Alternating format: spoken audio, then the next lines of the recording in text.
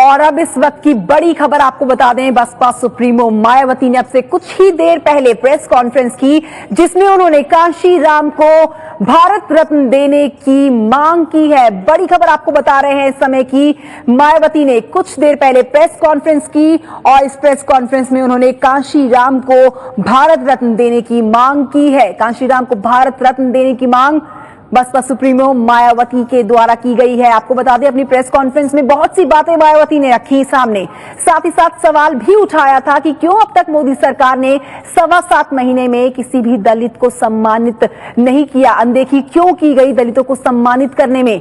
यह अध्यादेश की सरकार है। मायावती ने इल्जाम लगाए मोदी सरकार पर, मोदी सरकार को पूरी तरह से फेल बताया और कहा कि जितने भी वादे मोदी सरकार ने किए हैं अब तक कोई भी पूरा नहीं किया है।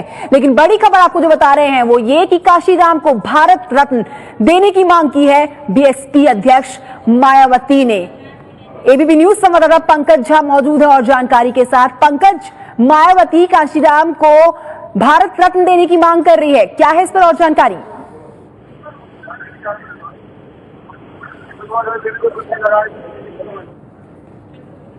पंकज, आपको आवाज मिल रही है मेरी? हाँ, जी, मुझे आवाज मिल रही है। देखिए, ये मुद्दा जो है, जब यूपीए की सरकार थी तभी मायावती ने ये बात कही थी और अब जाकर के अब जब मोदी सरकार ने 2 लोगों को भारत रत्न दिया है, पंडित मदन मोहन मालवीय को दिया है और अटल बिहारी वाजपेयी को, इसी पर उन्होंने कहा कि एक ही जाति के 2 लोगों को मोदी सरकार ने भारत रत्न दिया।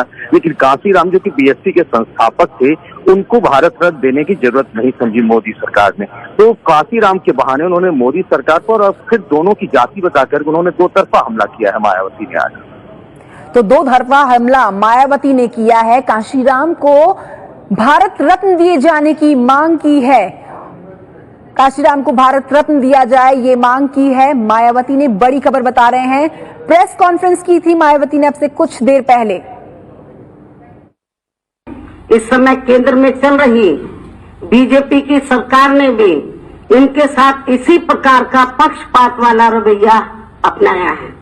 अर्थात केंद्र की इस भाजपा सरकार ने एक ही जाति के 2 लोगों को तो भारत रत्न की उपाधि से सम्मानित कर दिया है, लेकिन यहाँ दलित एवं अन्य पिछड़े वर्गों से संबंधित किसी भी एक महापुरुष को इस उपाधि से सम्मानित नहीं किया है। जबकि इस देश में बाबा साहब डॉक्टर भीमराव अंबेडकर के देहांत के बाद इन वर्गों के मान सम्मान व उत्थान में मान्यवर श्री कांशी राम जी की रही त्याग तपस्या को ध्यान में रखकर इन्हें इस उपाधि से जरूर सम्मानित करना चाहिए था। लेकिन इस पार्टी की भी सरकार द्वारा जातिवादी मानसिकता के तहत चलकर इनको ये सम्मान नहीं दिया गया है। और इसी प्रकार पिछड़े वर्ग से जुड़े महात्मा ज्योतिराव फूले को भी यहाँ शिक्षा एवं देश में समता मूलक समाज व्यवस्था को कायम करने के लिए इनके रहे महत्वपूर्ण योगदान को ध्यान में रखकर इनको भी इस उपाधि से जरूर सम्मानित करना चाहिए था, लेकिन इन्हें भी इस उपाधि से सम्मानित नहीं किया गया है। इसके साथ साथ अन्य और भी हमारे संत गुरु व महापुरुष इस सम्मान के हकदार हैं, जिन्हें भी इस मामले में उपेक्षित करके रखा गया है।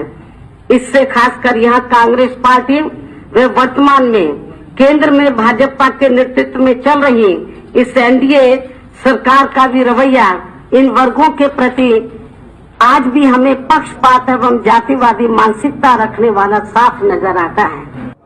तो पंडित मालवीय और अटल बिहारी वाजपेयी को सम्मानित किया जाएगा इस बार भारत रत्न से, लेकिन मायावती ने मांग की है कांशी राम को भी भारत रत्न दिए जाने की।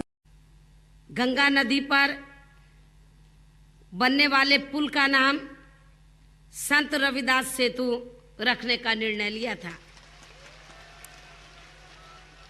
वाराणसी में संत रविदास पार्क की स्थापना तथा इस पार्क में संत श्री गुरु रविदास जी की प्रतिमा की भी स्थापना की गई।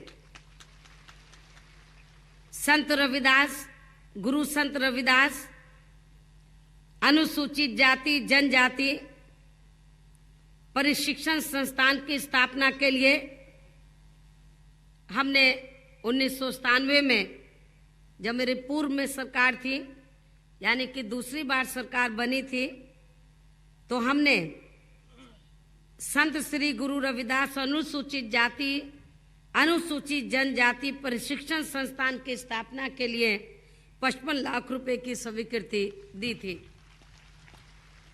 दिनांक 20 मई 1997 को जनपद चंदौली के चकिया नामक स्थान पर संत रविदास पॉलिटेक्निक की स्थापना करने का निर्णय लिया था।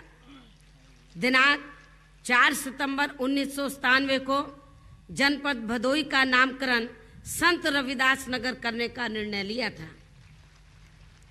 दिनांक 5 सितंबर 1997 को फैजाबाद में संत रविदास महाविद्यालय की स्थापना का निर्णय लिया था। दिनांक 8 सितंबर 1997 को नगवा में संत रविदास पार्क के पास उनके नाम पर एक घाट बनाए जाने का भी निर्णय लिया था। दिनांक 11 सितंबर 1997 को संत रविदास सम्मान पुरस्कार की भी स्थापना का निर्णय लिया था। मेरी जानकारी में लाया गया कि इनमें से कुछ कार्य पूर्व सरकारों की उदासीनता के कारण पूरे नहीं हुए। अतः आज मैं ये घोषणा करती हूं कि ऐसे सभी अधूरे कार्यों को राज्य सरकार समयबद्ध तरीके से पूरा कराएगी।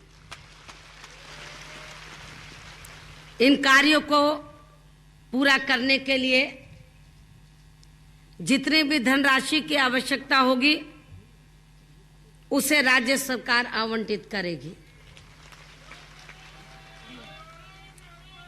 इसके अलावा इस अवसर पर मैं ये भी घोषणा कर रही हूं कि लगभग 3.25 करोड़ रुपए की लागत से नगवा में संत रविदास घाट जल्दी से जल्दी निर्मित कराया जाएगा और साथ ही साथ 15 करोड़ रुपए की लागत से इस घाट के पास बहने वाले नाले का सुधार किया जाएगा। वह उसके गंदे पानी को साफ करके 7 किलोमीटर दूर नदी में आगे जाकर मिलाया जाएगा।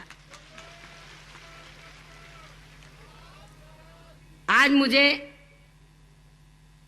ये भी देखकर बहुत खुशी हुई है कि न केवल अपने देश के विभिन्न प्रांतों से बल्कि दुनिया के तमाम देशों से भी समाज में इंसान और इंसान के बीच भेदभाव मिटाकर मनुष्य की समानता के लिए संघर्ष करने वाले ऐसे लोग भारी संख्या में यहाँ आए हैं।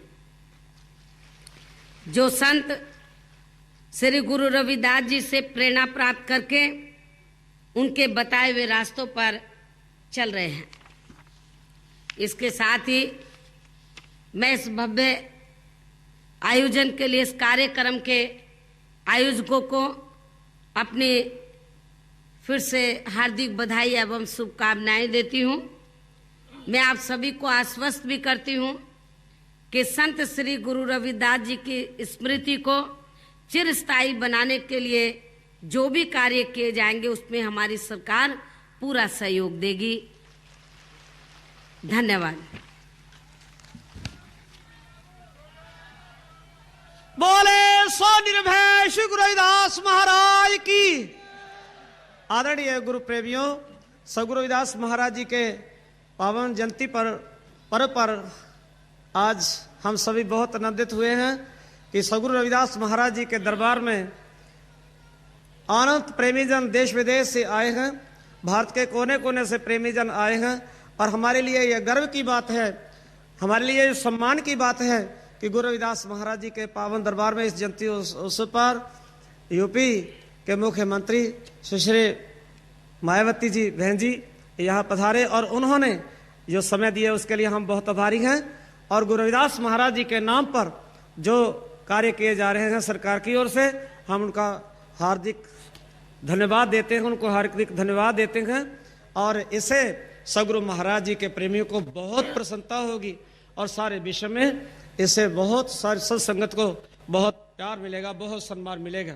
तो अब मैं इन्हीं शब्दों के साथ पूजनीय स्वामी रंजन दास जी महाराज पूरे सुरेंद्र दास जी महाराज जी से निवेदन करूंगा, विनती करूंगा कि वो मुख्य मेहमान को सम्मानित करें और बहन जी से निवेदन है कि वो कृपया ये सम्मान ये सारे विश्व के गुरु रविदास महाराज जी गुरु रविदास महाराज एक प्रेमियों की ये भेंट है, जिनकी कृपा से आज आपको जो यहाँ इस स्टेट के मुख्यमंत्री होने का मौका मिला है, जिन्हें जब महान पवित्र विचार यह संसार में आकर दिए, तो उन महान महापुरुषों का आशीर्वाद जो है आप पर है। तो बोले सो निर्भय श्री गुरु रविदास महाराज की। तो गुरु रविदास महाराज जी की पावन तस्वीर इस अवसर पर गुरु रविदास जी के 631वें पर्व पर सब संगत की ओर से और डेरा सचखंड बल्ला और श्री गुरुदास जन्मस्थान पब्लिक चैरिटेबल ट्रस्ट की ओर से प्यार भरी भेंट। और इसी के साथ मैं निवेदन करूंगा श्री सतीश मिश्रा जी एमपी राज्यसभा माननीय मंत्री जी वो भी आवे और उनको भी गुरु रविदास जन्मस्थान पब्लिक चैरिटेबल ट्रस्ट की ओर से और सब संगत की ओर से यह सम्मान दिया जा रहा है। तो गुरु प्रेमियों सब गुरु प्रेमियों से ये हमारी विनती है कि आप सदैव गुरु महाराज जी के श्री चरणों कमलों में इसी तरह से प्रेम भाव में जुड़े रहें और बोले सो निर्भय श्री गुरु रविदास महाराज की। श्री सतीश मिश्रा जी एमपी राज्यसभा और माननीय मंत्री जी उनको सम्मान दिया गया है। तो आज इस अवसर पर सारी संगत के साथ साथ यहाँ हम सारी संगत को, सारे विश्व के गुरु रविदास नाम लेवा संगत को और सारे विश्व के प्राणियों को, जैसे गुरु महाराज जी ने सारे विश्व के प्राणियों की कामना करते हुए सत्योपदेश दिए हैं, तो गुरु रविदास महाराज के जयंती पर्व पर लाख लाख बधाई देते हैं। सगुरु महाराज जी के श्री चरणों में ये विनती है कि वो अपना आशीर्वाद हमेशा बनाए रखें और बहन जी को जनता की सेवा करने का इसी तरह से वो अवसर प्रदान करें, अपना आशीर्वाद बनाए रखें और अपने चरणों में इसी ढंग से वो लगाए रखें। बोले सो निर्भय श्री गुरु रविदास महाराज की। तो आदरणीय गुरु प्रेमियों, बहन जी एक बार बाबू काशीराम साहब जी के साथ डेरा सचखंड बल्ला में भी गए थे। उस समय उन्होंने वहां सगुरु रविदास महाराज जी के प्रेमियों को वहां सत्संग से संबोधन किया था और यहाँ गुरु रविदास महाराज जी का गेट जो इंग्लैंड के प्रेमियों 108 संत सरबंधा चैरिटेबल ट्रस्ट की ओर से बनाया गया था और उसका नींव पत्थर साहिब श्री काशीराम जी के कर कमलों से रखा गया था।